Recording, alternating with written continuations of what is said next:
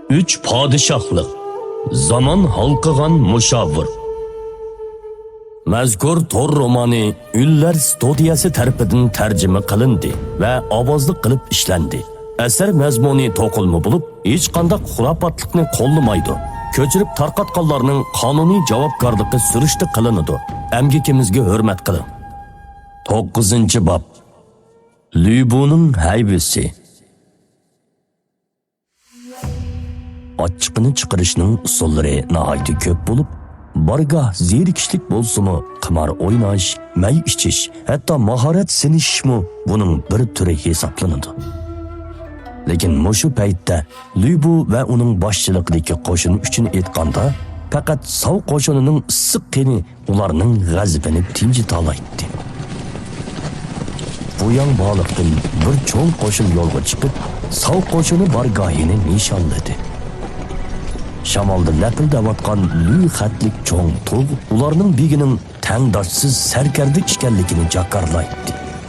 Bu qo'shinning odatdagi qo'shinga o'xshamaydigan yeri ularning jang savutidagi farq bir qadar cho'ng edi. Bu qo'shin dastlab Guanzhongdan Yanzhouga kirganda Dingyanning Binju qo'shini bilan Dongzhouning Shiliang qo'shinidan tarkib topgan bo'lib, Yanzhouga kelgandan keyin yana Chengung bilan Zhang Miao'ning 10,000 kishilik qo'shini qo'shildi. Shunga ularning jang savutimi bir-biriga o'xshamaydi. Ammo shu topda ularning nishoni birdek edi. Sav qo'shinining bargohi oldiga kelganda 30,000 kishilik aralashma qo'shin 3ga bo'linib, nayzi ko'tarib olgan baslik bir nayzisini bargoh ustiga qaratib turib varqirdi. "Men Wenxo'ning qo'l ostidagi Sangun Zhang Liao. Sizlar men bilan do'yilga tushishga jur'at qila olamsizlar?" Zhang Liaoning hurkirgan ovozi bilan tangla, uning kaynidagi jang dunduqi chelinib, 30,000 kishilik qo'shin yuqori ovozda varqirdi. "Cho'qim g'alaba qilamiz! Cho'qim g'alaba qilamiz! Cho'qim g'alaba qilamiz!" Yani şu Zhang Liao, Saosau'nun ko'zlaridan o'ldirish muddaosi emas, balki Zhang Liao'ga bo'lgan yaxshi ko'rish chiqib turadi. Begim, Zhang Liao og'ziga kelgan deb ko'ranglayotdi. Men berib uning kallasini olay. Men jangga chiqishni o'tinaman. Sang'ullar jang e'lon qilgan kishining Lyubu emasligini ko'rib, bas-basda jangga chiqishni o'tindi. Bargoh beshiga asta chiqib olgan Dian Wei fursatni ko'rib, jangga chiqishni o'tinmoqchi bo'ldi. Ammo Dian Mo uni qaytarib keldi. "Inim, bu nima qilg'ini? Oldirma. Vaqt kelmadi. Boshqalar bilan qaringiz bo'lmang. Lyubuni saqlab turing." Zhang Liaoning chamboshchilik mahorati jihatda Dian Wei'dan xeyli ko'p farqi bor bo'lsa-mu, lekin bundoq chog'da Dian Wei ozroqmi kuchini xo'rasa bo'lmaydi. Bu vaqtda Saosau'ning ruxsati bilan Xiao Yuan nayzisini planlatganicha otga minib Zhang Liao'ga etildi. Ikkalan amdili uchrashgan chog'da Xiao Yuan butun kuchini ishga selib, ko'nish nayzisini Zhang Liao'ga shiddat bilan sanchdi. O'dildan qaraganda xuddi sonsizlig'an o'qlar etilib kelgandek ko'rinadi. Zhang Liao jang etida ching o'ltirib, qo'lidagi qor tumri ilmak o'rg'oq bilan uning bo'jimini to'sib oldi.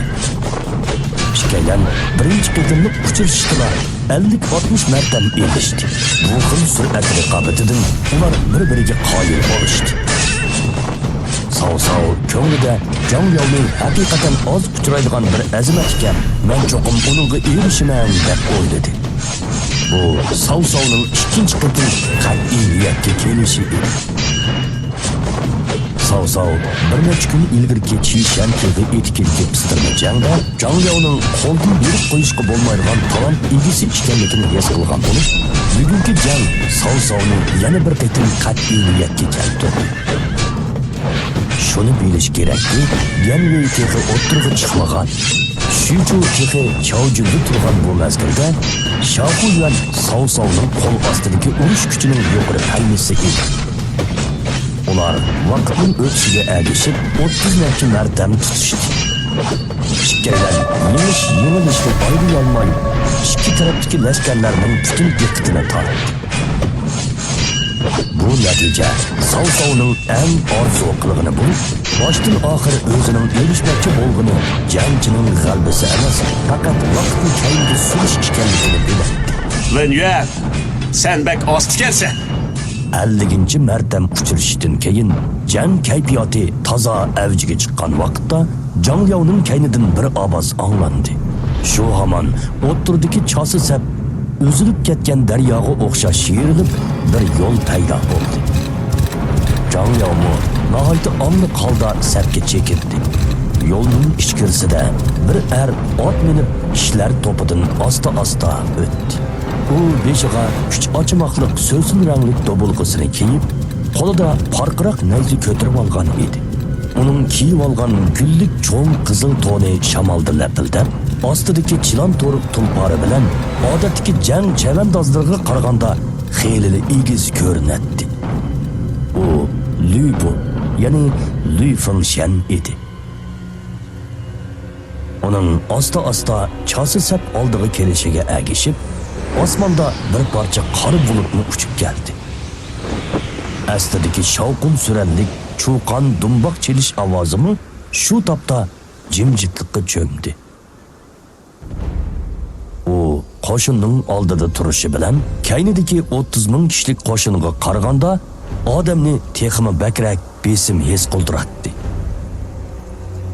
Uning oldidagi Shahu Yuan qo'lidagi kumush nayzini ching siqimdab nafas elishimi ixtiyorsiz tezlashib ketdi. U sho'lgiyni yotgandan keyin Lü Bu'ga miqdak qodilib, xuddi uning keyingi paytda tuyuqsiz hujum qilishidan qattiq qo'rqayotgandek qiladi. Hatto sovuq qo'shinidagi sarkardilarmi Lü Bu'ga hangli qilib qarab, hech kim jangga chiqishga jur'at qila olmadi. Qondoqliq o'qiyachilar tayyorlanib, har vaqt Miaosayni kutib olishga tayyor turinglar. Azaldan tamkin, salmoq bo'lib kelgan Sav-Savmi shu topda hayot mamotliq tahdidni his qildi. Kutib olish degan so'z yiqimliq anglangani bilan boshqalar uning jonni qutqizish degan ma'noda ekanligini biladi. Bu dal Lü Bu mu? Darvaqa qoldiskan. Diyanmo ixtiyorsiz bu uch podshohlikdagi birinchi kuchlik sarkardining hayvisidan hayron qoldi. Hamda darhol kayniga burilib Dianveyga mundoq dedi. Ağa, o dal sizning raqibingiz. Men sizga degan jahondagi birinchi kuchlik sarkarda. Jahonda birinchi? Unda men bilan urush boqqandan keyin ondan rost yoki emasligini bilgili bo'ladi. Bu daqiqada butun sepil temidagi kishilar orasida balkim faqat Dianveyning ko'zidan qilcha qo'rqish tuyg'usi ko'rinmasligi mumkin edi. Hatto Dianmo uning ko'zidan bir xil hayajon, bir xil sinab beqishga oldirashdek tuyg'u borligini his qildi. Bir pas mayin shamol siypab o'tib, Lü Bu medirladi. U nayzisini kaynida so'rab, kishini hayron qoldiradigan surat bilan hujumga o'tdi. Ko'zni yumib ochguncha Shahu Yuanning oldiga etilib kelib, shu hamon nayzini tortib oldiga qattiq urdi. Shahu Yuan darhol ikki qo'li bilan nayzisini ko'tarib to'sidi. Jang qilgan jarangliq ovoz kishilarni cho'chitdi. Kuchlik besim hatto Shahu Yuanning oyog'i ostidan chang to'zonlarni ko'tarib o'tdi. Lü Bu'ning bu zarbasini Shahu Yuan aron tasda to'sib oldi. Keyingi paytda Lü Bu'ning sol qo'lini nayzini tutdi. Shuning bilan kuchlik besimdan Shahu Yuanning tishlari g'o'chirlab, ikki biriki haddidan ziyoda kuchab ketganlikdan og'riganligini his qildi. U aron tasda tovangi besilgan kuchni yerga tushirgandan keyin oldirab tenab kumush nayzisini Lü Bu'ning beshiga sanchidi. Lekin ko'pchilikni hayron qoldirgan bir ko'rinish paydo bo'ldi. Lü Bu'ning nayzisi tovandan yuqoriga chiqib, Shahu Yuanning kumush nayzisidan tez suratda uni to'sib oldi. Muzdek soğuk qatillik yo'lidan Shahu Yuan amalsiz nayzisini yig'ib, tizginini qattiq tortdi. Jang eti kishliginicha egizga sakrab, bu zarbidan aron qutulib qoldi. Nima degan xatarlik? Jangni ko'rayotgan Shahudan ixtiyorsiz eg'iz echib, to'xtamay eg'ir tindi. Lü Bu bak kuchlik. Miaosay yana xatarga tavakkul qilsa bo'lmaydi. Tez dumboqchilar. Sav-Sav qo'shinining jangovarligini ko'tarishni bir chetga qayirib qo'yib, Shaoxuyuanni darhol qaytirib kelmoqchi bo'ldi. Agar yana ozroqlik kechikkan bo'lsa, Sao Shaoxuyuanni tumboq ovozini anglay olmaydigandek his qildi. Cho'qim g'alaba qilamiz! Cho'qim g'alaba qilamiz! Cho'qim g'alaba qilamiz! Tumboqning ovozi chiqqandan keyin Shaoxuyuan jinini elib bargohga etilib keldi. Lübunu qo'g'lab zarba bermay, nayzisini yerga sanjib, ikki qo'lini maydisiga qovushtirgunicha ko'zini yumib, gap qilmay jim turdi. Dianmo'ni elib, Sao va uning hamrohlari tarafga qarab mangdi. Sao Dianmo'ning kelayotganligini ko'rib, uning og'zidagi heliqi odamning paydo bo'lganligini bildi. Ikkalan bir-biriga qarshib kulib qo'ydi. Dianmo takallub so'zlarini demay, udulli mundoq dedi. Begimga ma'lum bo'lg'ay. Og'am Dianwei Lü bu bilan jang qila oladi.